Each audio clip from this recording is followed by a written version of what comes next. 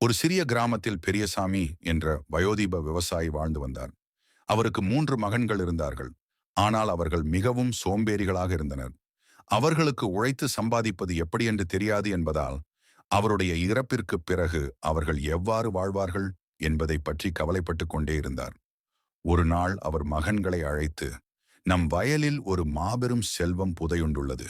அதை நீங்கள் கண்டுபிடித்தால் வாழ்க்கையில் ஒருபோதும் ஏழையாக இருக்க வேண்டியதில்லை என்றார். மகன்கள் ஆச்சரியத்துடன் கேட்டார்கள், அது எங்கே புதையுண்டுள்ளது அப்பா?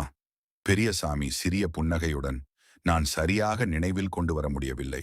ஆனால் நீங்கள் முழு வயலையும் தோண்டினால் கண்டிப்பாக அதை கண்டுபிடிக்க முடியும் என்று கூறினார். மகன்கள் உற்சாகத்துடன் வயலில் தோண்டத் தொடங்கினர். அவர்களால் எந்தவிதமான பொக்கிஷமத்தையும் கண்டுபிடிக்க முடியவில்லை. ஆனால் வேலை செய்ததில் அவர்கள் களைப்பாகிவிட்டனர். வயல் முழுவதும் தோண்டிவிட்டதால் வயல் பயிரிட உகந்ததாகிவிட்டது. அதனால் அவர்கள் பயிர்களை நட முடிவு செய்தனர்.